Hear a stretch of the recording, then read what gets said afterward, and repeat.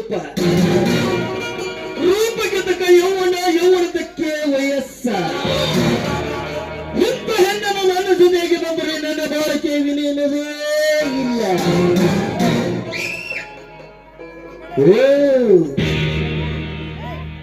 ಇದು ನಾನು ಬಯಸಿದ ಬಸವರಾಜರ ತಂಗಿ ಶಕುಂತಲ.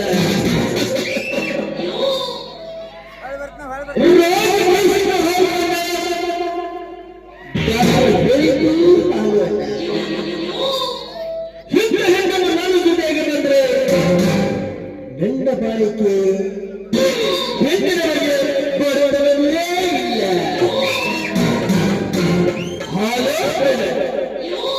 ತಮ್ಮ ಹೆಸರು ಏನಂತ?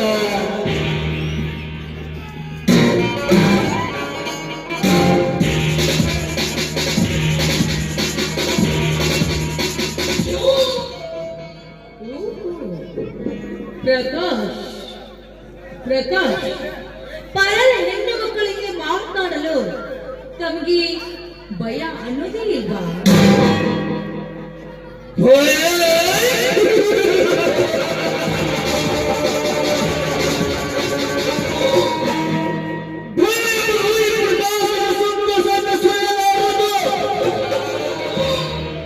ಅಂದಾಗ ನಿನ್ನಂತ ಹೆಣ್ಣಿನ ನೋಡಿದ್ರೆ ದೂರ ಉಳಿತು. ಹೆಣ್ಣನ್ನು ನೋಡಿದರೆ ಪ್ರೇಮ ಸತ್ರ ಸುಳ್ಳುಗಾರನ ಗಂಡಗ ನಿನ್ನ ಅನುಭವಿಸಬೇಕೆಂದೇ ಬಂದಿರುವೆ.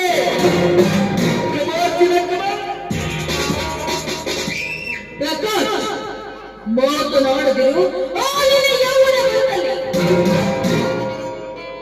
ಆದ್ರೆ ಪರಸ್ತ್ರೀ ಹೆಣ್ಣು ಮಕ್ಕಳನ್ನು ನೋಡಿ ಹಾಕಿ ಅತ್ಯಾಚಾರ ಮಾಡಲು ಮುಂದಾಗಿದೆ ಅಂದ್ರೆ ನಿನ್ನ ತನಗೆ ಸರಿಯಾದ ಕಾರಣತೆಯನ್ನು ನೀಡುವಂತ ನೀರಿನ ಅಂತರಂಗ ಹೇಗಾಗೆ ಅದೇ ಆ ನೀರಿಗೆ ಸರಿಯಾದ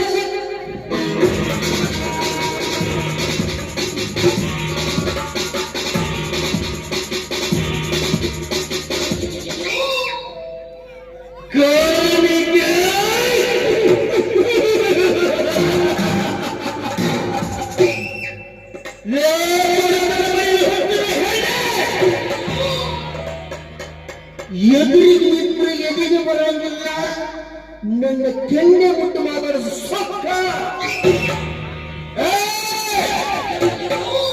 ನಿನ್ನ ಅಣ್ಣನ ನೌಕರಿಗೆ 1 ಲಕ್ಷ ರೂಪಾಯಿ ಸಾಲ ಬಂದಿದೆ. ಇದು ಅಲ್ಲದೆ ಬಡ್ಡಿ ಸಮೇತ ಸೇರಿಸಿ 1,50,000 ರೂಪಾಯಿ.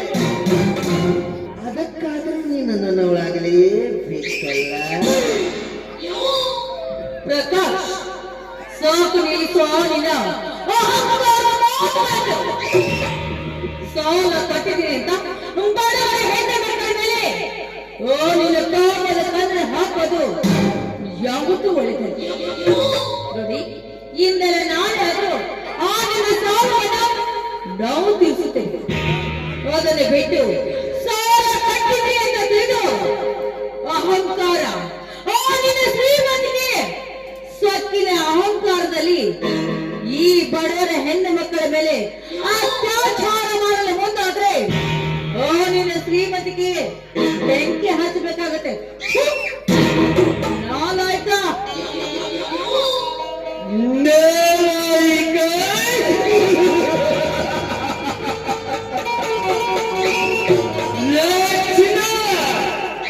ನಿನ್ನ ಮಾತು ಸತ್ಯನೇ. ಏನಂದ್ರೆ ಸೋಲ ಕೊಟ್ಟನಿಗೆ ಅನ್ನ ಕೊಟ್ಟು ಋಣಮುಕ್ತನಾಗ್ತ. ನಿನ್ನ ಮಾತು ಸತ್ಯ. ಆದ್ರೆ ಆ ಮಾತಿಗೆ ನಾನು ಒಂದು ಮಾತು ಹೇಳ್ತೀನಿ ಕೇಳ. ಹೆಣ್ಣು ತಿನ್ನದಿದ್ದರೆ ಮನುಷ್ಯನಿಗೆ ತಿಂದರೆ ರುಚಿಯಾಗಿ ಹತ್ತುತ್ತದೆ. ಕೆಲವು ತಿಂದರೆ ಮನುಷ್ಯನಿಗೆ ಎಂದೂ ರುಚಿ ಹತ್ತಲ್ಲ. ನೀನು ಕೂಡ ವಯಸ್ಸಿಗೆ ಬಂದಿದೆ. ನಿನ್ನ ಪ್ರೀತಿಯ ಹುಚ್ಚನಲ್ಲಿ ನಾನು ಕೂಡ ಹುಚ್ಚನಾಗಿರುತ್ತಿದ್ದೇನೆ. ಅದಕ್ಕಾಗಿ ನೀನು ನನ್ನವರಾಗಲೇಬೇಕು ಚಿನ್ನಕ್ಕಮ್ಮ. ನಿನ್ನಂತ ಶ್ರೀಮಂತರ ಮಾತಿಗೆ ಮರಣ ಹೋಗಿ ಮಾನವನ ಮಾಡಿಕೊಳ್ಳುವ ಮಾನಗಿರಿ ಹೆಣ್ಣು ನಾನು ಅಂತ ನೀನ್ ತಿಳಿದುಕೊಂಡಿದ್ದೀಯ? No, never. ಓ, ನಿನ್ನ ಮನಸ್ಸಲ್ಲಿ ಬರೆದುಕೊಂಡು ಬಿಡು. ಪ್ರಕಾಶ್, ನೀನು ಕಲಿತವನು, ಮೇಲಾಗಿ ಡಾಕ್ಟರ್. ಇಂಥ ಹೀನೆ ಕೆಲಸಕ್ಕೆ ಕೈ ಹಾಕಿ ತಂದುಕೊಳ್ಳೋದು ಯಾವತ್ತು ಒಳ್ಳೆಯದಿಲ್ಲ ಪ್ರಕಾಶ್, ಯಾವತ್ತು ಒಳ್ಳೆಯದಿಲ್ಲ. ವಿಚಾರ ಮಾಡಿ ಹೆಜ್ಜೆಯನ್ನು ಮುಂದೆ ಇಡು. ಇಲ್ಲ ಅಂದ್ರೆ ನೆಟ್ಟಗಾಗ್ತಿಲ್ಲ ಕಣ, ನೆಟ್ಟಗಾಗ್ತಿಲ್ಲ.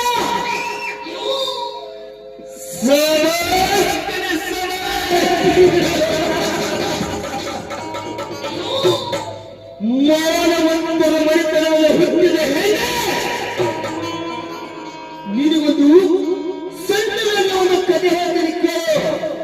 ಬಡವನ ಮನೆಯಲ್ಲಿ ಹುಟ್ಟಿದ ಹೆಣ್ಣು ತಲೆ ತುಂಬ ಸರ್ವ ಹೊತ್ತುಕೊಂಡು ಹಣೆ ತುಂಬ ಈಗನ್ನು ಹಚ್ಚಿಕೊಂಡು ಸಾಕ್ಷಿ ಸುರಮನೆಯಂತೆ ಹಾದಿಯಲ್ಲಿ ಹೊಂಟ್ರೆ ಬಾಯಲ್ಲಿ ಹೊಲ್ಲಿರುವ ಮುದುಕನಿಗೆ ಸಹಿತ ಆಸೆ ಹುಟ್ಟುತ್ತದೆ ನಿನ್ನಂತ ಹೆಣ್ಣು ಮುಟ್ಟಬೇಕಂತ.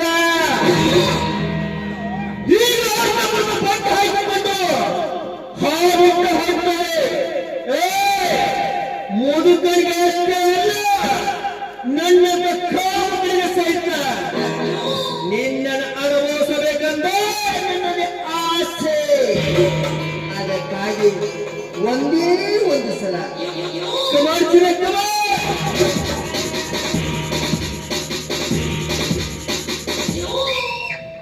ಬೇಡ ಪ್ರಕಾಶ್, ಬೇಡ. ನಾನು ಇದು ಮೊದಲು ಸ್ವಲ್ಪ ಅರ್ಥ ಮಾಡಿಕೊಳ್ಳಿ. ಏನು ನಮ್ಮ ಮನೆ ಪರಿಸ್ಥಿತಿ, ಒತ್ತಡಕ್ಕೆ ಸಿಲುಕಿ ಆ ನನ್ನ ತಂದೆಯವರು ನಿಮ್ಮ ಹತ್ತಿರ ಸಾಲ ಮಾಡಿದ್ದು ನಿಜವಾಗಿದೆ. ಆದ್ರೆ ಇಂದೆಲ್ಲ ನಾಳೆ ಅದು ಆ ಸಾಲವನ್ನು ಕೊಟ್ಟು ನನ್ನ ತಂದೆ ಹಾಗೂ ನನ್ನ ಅಣ್ಣ ಋಣಮುಕ್ತರಾಗುತ್ತಾರೆ. ದಯವಿಟ್ಟು ಬಡವರಾದ ನಮ್ಮ ಮೇಲೆ ನಿಮ್ಮ ಅತ್ಯಾಚಾರ, ಅಹಂಕಾರ ಯಾವತ್ತೂ ಒಳ್ಳೆಯದಿಲ್ಲ. ನೋಡಿ, ಹೆಣ್ಣು ಯಾವಾಗಲೂ ಒಬ್ಬರಿಗೆ ಮನಸ್ಸು ಕೊಡಲು ಮಾತ್ರ ಸಾಧ್ಯವಾಗಿದೆ. ಒಬ್ಬರಿಗೆ ಮನಸ್ಸು ಕೊಟ್ಟು ಇನ್ನೊಬ್ಬರಿಗೆ ರೇಖೆಯನ್ನು ಅರ್ಪಿಸಲು ಹೆಣ್ಣು ಯಾವತ್ತೂ ಇಷ್ಟಪಡುವುದಿಲ್ಲ ಪ್ರಕಾಶ್, ಯಾವತ್ತೂ ಇಷ್ಟಪಡುವುದಿಲ್ಲ. ವಿಚಾರ ಮಾಡಿ ನೀವು ಒಂದು ನಿರ್ಧಾರ ತೆಗೆದುಕೊಳ್ಳಿ.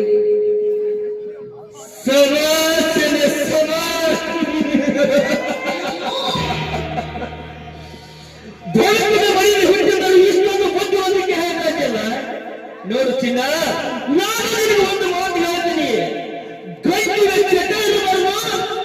ಹೆಣ್ಣಿಗೆ ಹಠ ಇರಬಾರದು. ನೀನು ಎಷ್ಟು ಹಠ ಮಾಡ್ತೀಯೋ ನನ್ನಲ್ಲಿ ಚಟ ಹೆಚ್ಚಾಗುತ್ತದೆ. ಅಂದಾಗ ನೀನು ನನ್ನವರಾಗುತ್ತೆ ನನಗೆ ಬಣ್ಣದ ಬರಂಗಿ ನನ್ನ ಶ್ರೀಮಂತನ ಮನಸ್ಸನ್ನು ಹಾಕಿ ರಾಣಿಯನ್ನು ನೋಡಿಕೊಳ್ಳುತ್ತೀನಿ. ಅದು ನನ್ನ ಪ್ರೀತಿ ಒಪ್ಪಿಕೊಂಡರೆ ಮಾತ್ರ. ನೀನೇ ವಿಚಾರ ಮಾಡು, ರಾಣಿ ಆಗುತ್ತೆ ಅಥವಾ ಪ್ರಕಾಶ್. ನೀವು ನುಡಿದಿರೋ ಮಾತು ನಿಜ ಅಂತ ನಾನು ಹೀಗೆ ಒಪ್ಪಿಕೊಳ್ಳಲಿ ಪ್ರಕಾಶ್, ಹೀಗೆ ಒಪ್ಪಿಕೊಳ್ಳಲಿ. ಹೇಗೆ ನನ್ನ ಮೇಲೆ ಮನಸ್ಸಾಗಿದೆ ಅಂತ ನೀವೇ ಹೇಳ್ತೀರಾ. ಅಂದಮೇಲೆ ನಮ್ಮ ಮನೆಗೆ ಬಂದು ನಮ್ಮ ತಂದೆ ಹಾಗೂ ಅಣ್ಣನೊಂದಿಗೆ ಮಾತನಾಡಿದ್ರೆ ಅದು ಮುಂದುವರೆದಕ್ಕೆ ಸಾಧ್ಯವಾಗುತ್ತೆ. ಪ್ರೀತಿ ಮಾಡೋದ್ರಿಂದ ಹೆಣ್ಣಿಗೆ ಬಣ್ಣದ ಮಾತನ್ನು ಹೇಳಿ ಸ್ಮಶಾನ ಹಾಗೆ ತೋರಿಸುವ ನಿನ್ನಂತ ಬಂಡ ಗಂಡಸರಿಲ್ಲ ಈ ಸಮಾಜದಲ್ಲಿ. ಅಂದಮೇಲೆ ನಾನೇಕೋ ಬಣ್ಣದ ಮಾತಿಗೆ ಮರಳಲು ನನ್ನ ಜೀವನವನ್ನು ಹಾಳು ಮಾಡಿಕೊಳ್ಳಲಿ. ನೀವು ನುಡಿದಿರುವ ನುಡಿ ನಿಜ ಅಂತ ಹೀಗೆ ನಂಬಿ ಪ್ರಕಾಶ್, ಇದು ನಿಜವೇ?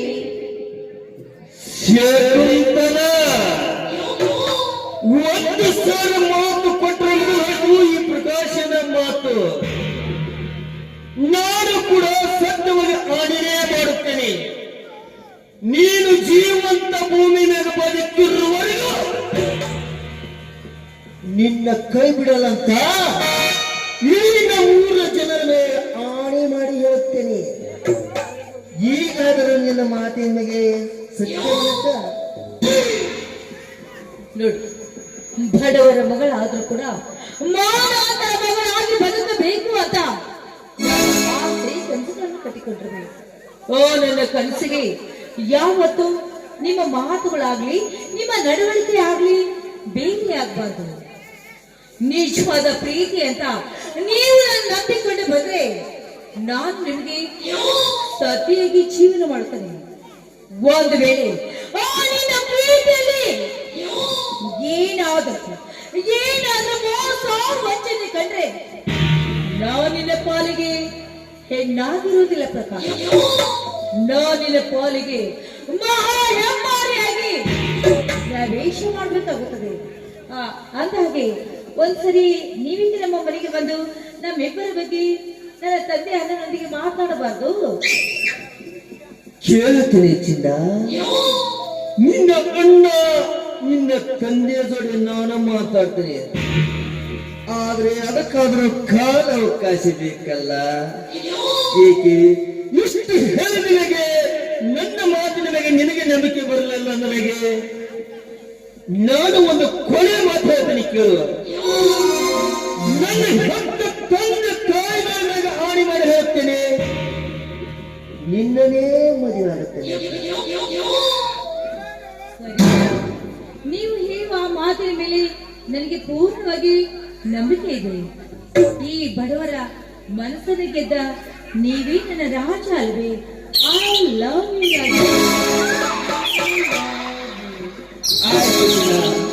ನೀನೇ ನನ್ನವರಾಗಿರುವಾಗ ಇನ್ಯಾಕೆ ನಮ್ಮಿಬ್ಬರಲ್ಲಿ ಸಂಕೋಚ? ಹೊರಬೀಳಲಿ ನಿನ್ನ ಮಧುರವರ ಕಂಠದಿಂದ ಇಂಪಾದ ಗೀತೆ.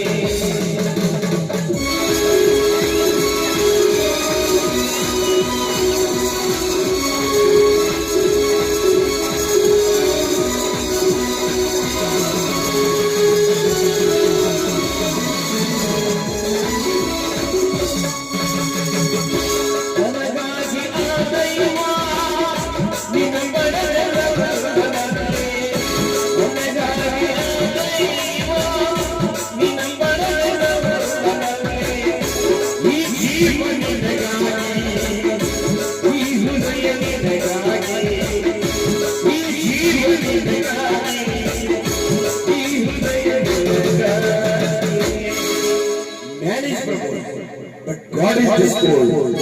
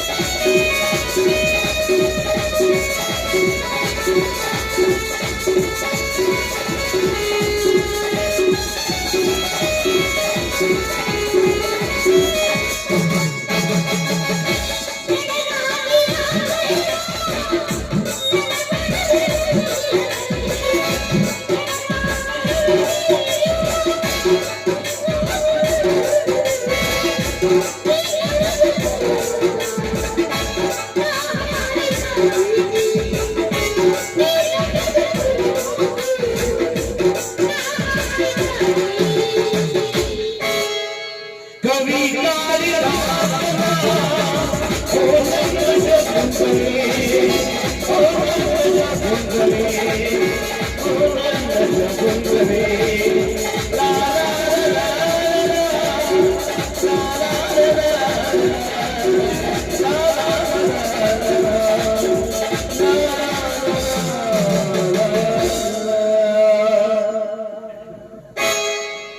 ಪ್ರಕಾಶ್, ಮತ್ತೆ ನಮ್ಮಿಬ್ಬರ ಭೇಟಿ ಯಾವಾಗ ಏನು ಅಂತ ಕೇಳಿಲ್ಲರ ನೀವು?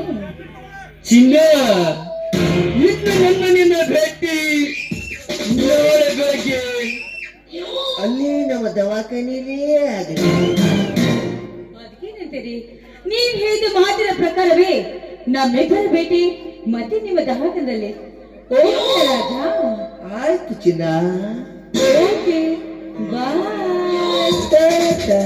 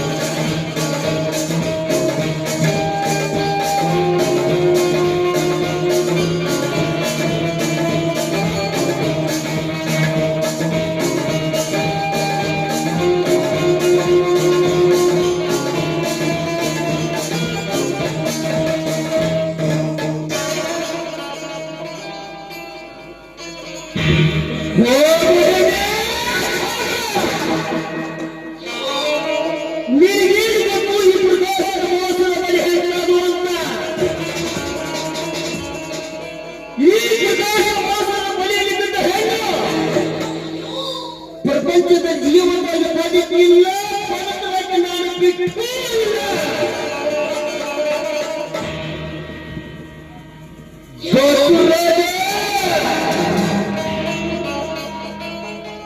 ನಿನ್ನ ತಮ್ಮನ ನೌಕರಿಯಾಗಿ ನಿನ್ನ ತಂದೆ ನನ್ನ ಹತ್ರ 1 ಲಕ್ಷ ರೂಪಾಯಿ 1 ವರ್ಷ ಆಯ್ತು. ಆದ್ರೆ ಅಸಲಿಲ್ಲ, ಬಡ್ಡಿನೂ ಈ ಸುತ್ತಮುತ್ತ ನನ್ನ ಕೈಷ ಮಹಿಷ ಅವರ ಮನೆಯಲ್ಲಿ ಗೊತ್ತಾದ್ರೆ ಲವಣ ಕೊಟ್ಟ ದುಡ್ಡು ಮರಳಿ ನನ್ನ ಮನೆಗೆ ಬರುವುದಿಲ್ಲ. ಹೇಗಾದ್ರೂ ಇಲ್ಲಿವರೆಗೆ ಬಂದಿದ್ದೇನೆ. ಆ ಬಸವರಾಜನ ಹೋಗಿ ಭೇಟಿಯಾಗಿ ನನ್ನ ಹಸಿರು ಒಟ್ಟು ಸಮೇತ ಸೇರಿಸಿ ಹಣವನ್ನು ವಸೂಲು ಮಾಡಿಕೊಂಡು ಬರಲೇ.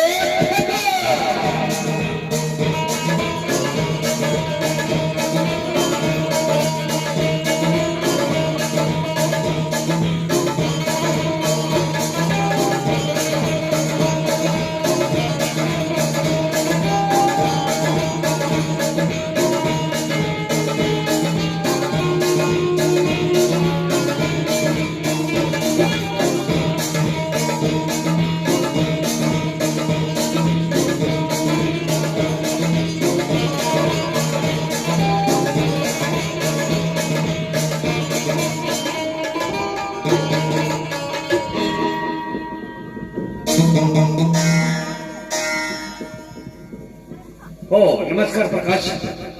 ನಮಸ್ಕಾರ ಬಸವರಾಜ. ಮತ್ತೇನು ಔಷಧದ ಹೊಟ್ಟಿದ್ದಿಲ್ಲ, ಎಲ್ಲಿಗೆ ನೆನಪೈನ ಅಂತ ಕೇಳ್ಬೋದ? ಹಾ ನೋಡಿ ಪ್ರಕಾಶ್, ಹೊಲದ ಕಡೆ ಹೋಗಿದೆ, ಮರಳಿ ಮನೆ ಕಡೆ ಹೊರಟಿದೆ ಅಷ್ಟೇ. ಓ, ಹೊಲದ ಕಡೆ. ನಿಮ್ಮಂತ ರೈತರು ದುರ್ನಗರೇ ನಮ್ಮಂತ ಶ್ರೀಮಂತರ ಬಗ್ಗೆ ಅನ್ನ ಸಿಗುವುದು. ಹೋಗಲಿ ಬಿಡು ಬಸವರಾಜ. ನಿನ್ನ ತಮ್ಮನ ನೌಕರಿಗಾಗಿ ನಿನ್ನ ತಂದೆ ನನ್ನ ಹತ್ತಿರ 1 ಲಕ್ಷ ರೂಪಾಯಿ 1 ವರ್ಷ ಆಯ್ತು. ಆದ್ರೆ ಅಸಲು ಇಲ್ಲ, ಬಡ್ಡಿನೂ ಇಲ್ಲ. ಏನಾಯ್ತು ನನ್ನ ದುಡ್ಡಿನ ವಿಷಯ? ನೋಡಿ ಪ್ರಕಾಶ್, ನನ್ನ ತಮ್ಮನಿಗೆ ನೌಕರಿ ಸಿಗಲಿ. ನೌಕರಿ ಸಿಕ್ಕ ಮೇಲೆ ತಿಂಗಳಿಗೆ ಪಗಾರ ಬಂದಷ್ಟರಲ್ಲಿ ಅಷ್ಟಕ್ಕಾಗಿ ಕೊಟ್ಟೆ ಮುಡಿಸಿದೆ, ಆಯ್ತಲ್ಲವೇ? ಏನ್ ಹೇಳಿದೆ ಬಸವರಾಜ? ನಿನ್ನ ತಮ್ಮನಿಗೆ ನೌಕರಿ ಹತ್ತಿರಗೆ ತಿಂಗಳಿಗೆ ಅಷ್ಟು ಕೊಟ್ಟು ಋಣಮುಕ್ತನಾಗ್ತೇನೆ ನಿನ್ನ ಮಾತು ಸತ್ಯ. ಹೌದು ಪ್ರಕಾಶ್. ಆದ್ರೆ ನಾನೊಂದು ಮಾತು ಹೇಳ್ತೀನಿ ಕೇಳು. ಈಗಿನ ಕಾಲದಲ್ಲಿ ನನ್ನಂತ ಶ್ರೀಮಂತರು ಹಣದ ಸುಟಿಗಿಸಲು ಹಿಡಿದು ಬೀದಿ ಬೀದಿ ಕಲಿಗಳು ನೋಟಿಸಿಯಲ್ಲ. ಅಂದಾಗೆ ನಿನ್ನ ತಮ್ಮನಿಗೆ ನೌಕರಿ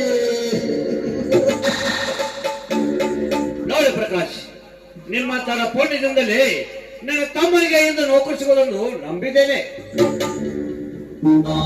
ಬಸವರಾಜ, ನಿನ್ನ ಮಾತು ಕೂಡ ಸತ್ಯವಾಗಿದೆ.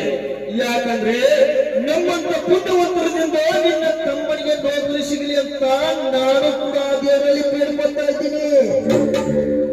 ಆದರೆ ನಾ ಹೇಳುವ ಮಾತಿಗೆ ನೀ ಏನಾದರೂ ಮನಸ್ಸಿಗೆ ನೋವಾಗಬಾರದು ನೋಡು. ಅಲ್ಲ ಬಸವರಾಜ, ತಮ್ಮನ ಬಗ್ಗೆ ಇಷ್ಟೊಂದು ನಮ್ಮಂತ ಶ್ರೀಮಂತರ ಹತ್ರ ಸಾಲ ಸೂಲ ಮಾಡಿ ಅವನಿಗೆ ನೌಕರಿ ಹಾಕ್ತಾರೆ ಅಂತ ಬೇಡ್ಕೊತಾ ಇದೆಯಲ್ಲ, ಏಕೆ? ಅವನಿಗೆ ಕೂಡ ಒಂದೇ ತಾಯಿ ಮಗ ಅಲ್ಲ, ಮಲತಾಯಿಯ ಮಕ್ಕಳ. ಒಂದು ವೇಳೆ ನಾಳೆ ಏನಾದರೂ ನಿನ್ನ ತಮ್ಮನಿಗೆ ನೌಕರಿ ಹಾಕಿದ ಮೇಲೆ ನೀನು ಮಾಡಿದ ಸಾಲ ನಿನ್ನ ತಮ್ಮ ಒಪ್ಪತ್ತಿದ್ದರೆ ಆಗ ನಾನು ಕೊಟ್ಟ ದುಡ್ಡಿನ ಗತಿ ಏನಾಗುತ್ತೆ ನೀನೇ ವಿಚಾರ ಮಾಡ.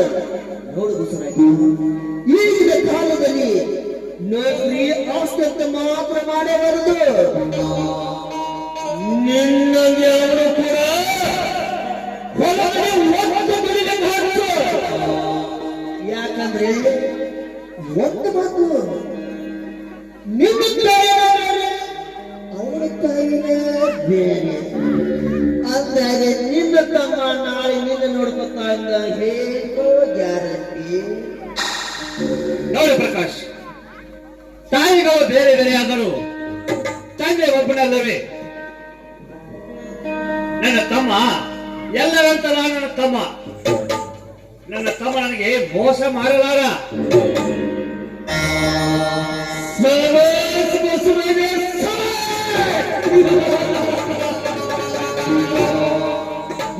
ವಿಷಯದಂತ ಹೇಳಿದರೆ ಎಂಟು ಮಂದಿ ಎದುರುವಂತೆ ನನಗೆ ಹೇಳ್ತಿಲ್ಲ. ನೋಡು ಬಸವರಾಜ, ಇಂದಿನ ಕಥೆ ನನಗೆ ಬೇಕಾಗಿಲ್ಲ. ನನಗೆ ಬೇಕಾಗಿರುವುದು ನಾನು ಕೊಟ್ಟ ದುಡ್ಡು. ನಾಳೆ ಬೆಳಗಾದ್ರೆ ನಾನು ಕೊಟ್ಟ ದುಡ್ಡು ಅಸಲು ಬಡ್ಡಿ ಸಮೇತ ಸೇರಿಸಿ ನನ್ನ ಮನೆಯಲ್ಲಿ ಇರಬೇಕು. ಒಂದು ವೇಳೆ ಇರದೆ ಹೋದ್ರೆ ನಿನಗೆ ತಿಳಿದದ್ದು ನೀ ಮಾಡ್ಕೋ, ನನಗೆ ತಿಳಿದದ್ದು ನಾ ಮಾಡ್ಕೋತೀನಿ.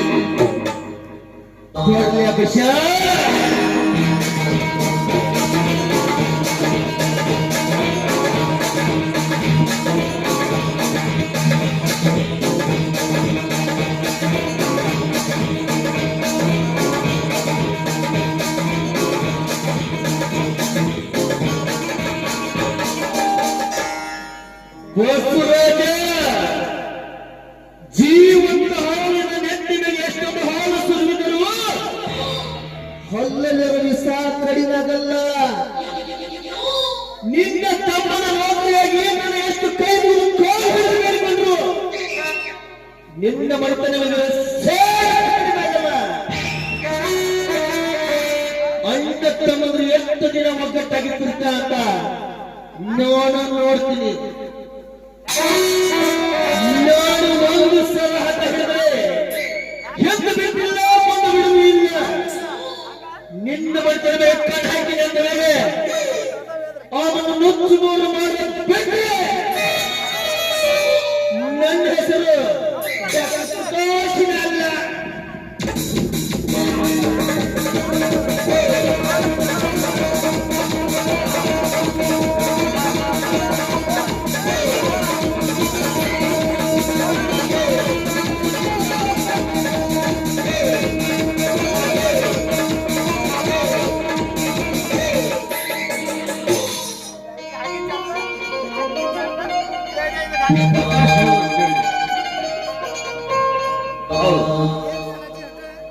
ಪ್ರಕಾಶನ ಹೇಳಿದ ನಿಜವಿದೆ.